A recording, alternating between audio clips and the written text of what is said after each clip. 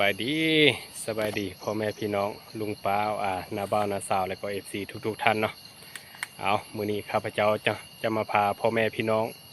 ท่านผู้ชมเนาะเลาะป่าตามเคยนะพี่น้องเนาะ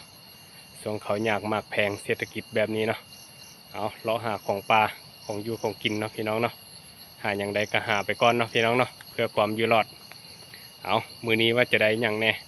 จะพบอย่างแน่เอารอเบิ่งนำกันเด้อพี่น้องเด้อ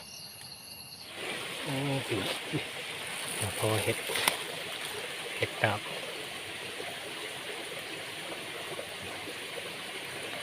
แถวเทิงบักหลายๆเดี๋ยวทายเอา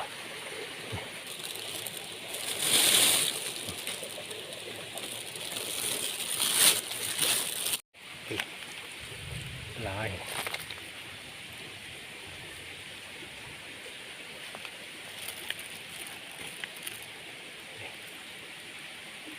เติบพี่น้องเข้าไปในบนอีกเดี๋ยวเก็บกันเด้อวันนี้เด้อ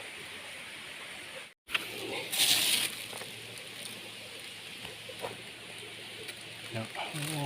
เห็นหลายเติบอยู่เดี๋ยวเก็บกันเด้อวันนี้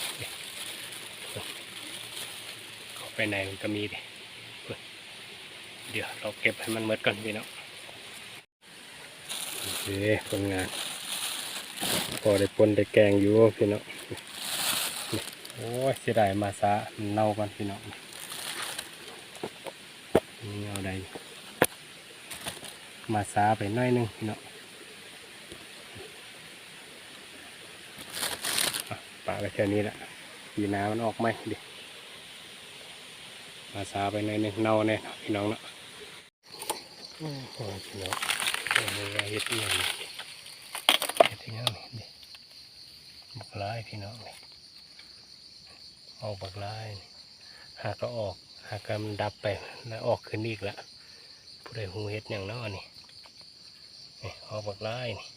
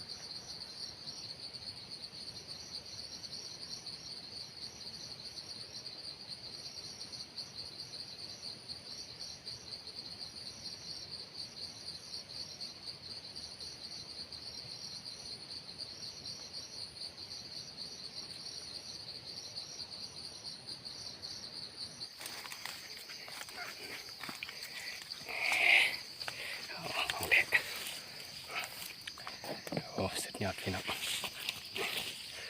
โอ้โหได้หนึ่งแต้มสุดยอดหลาย